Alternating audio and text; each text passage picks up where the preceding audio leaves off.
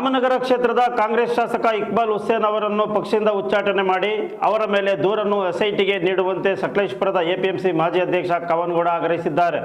ಇವತ್ತಿನ ಏನು ಪತ್ರಿಕಾಗೋಷ್ಠಿಯನ್ನು ನಾವು ಕರೆದ ವಿಚಾರ ಏನಿದೆ ಅಂತ ಹೇಳಿದ್ರೆ, ಈಗ ರಾಮನಗರ ಕ್ಷೇತ್ರದ ಕಾಂಗ್ರೆಸ್ ಶಾಸಕ ಇಕ್ಬಾಲ್ ಹುಸೇನ್ ಅವರನ್ನು ಪಕ್ಷದಿಂದ ಉಚ್ಚಾಟನೆ ಮಾಡಿ ಅವರ ಮೇಲೆ ದೂರನ್ನು ಎಸ್ಐಟಿಗೆ ನೀಡುವಂತೆ ಸಕಲೇಶಪುರದ ಎಪಿಎಂಸಿ ಮಾಜಿ ಅಧ್ಯಕ್ಷ ಕವನಗೌಡ ಆಗ್ರಹಿಸಿದರು. ಪತ್ರಿಕಾಗೋಷ್ಠಿಯಲ್ಲಿ ಗುರುವಾರ ಮಾತನಾಡಿ, ಇತ್ತೀಚೆಗೆ ಸಾಮಾಜಿಕ ಜಾಲತಾಣದಲ್ಲಿ ಹರಿದಾಡುತ್ತಿರುವ ರಾಮನಗರ ಕ್ಷೇತ್ರದ ಶಾಸಕ ಇಕ್ಬಾಲ್ ಹುಸೇನ್ ಹಾಗೂ ಅಲ್ಲಿಯ ಕಾಂಗ್ರೆಸ್ ಕಾರ್ಯಕರ್ತರು ಅಶ್ಲೀಲವಾದ ವಿಡಿಯೋ ಕಾಲ್ ಮಾಡುತ್ತಿರುವ ತುಣುಕು ಹರಿದಾಡುತ್ತಿದ್ದು, ಕರ್ನಾಟಕ ರಾಜ್ಯ ಮಹಿಳಾ ಆಯೋಗ ಇನ್ನೂ ಏಕೆ ಸುಮ್ಮನೆ ಕುಳಿತಿದೆ? ಹಾಸನ ಜಿಲ್ಲೆಯ ಪೆನ್ಡ್ರೈವ್ ಪ್ರಕರಣವನ್ನು ವಹಿಸಿಕೊಂಡಿರುವ ಎಸ್ಐಟಿಯು ವಿಡಿಯೋಗಳನ್ನು ಸಾಮಾಜಿಕ ಜಾಲತಾಣದಲ್ಲಿ ಹರಿಬಿಟ್ಟಿರುವ ನಲ್ಕೆ ನವೀನನನ್ನು ಏಕೆ ಬಂಧಿಸಲಿಲ್ಲ?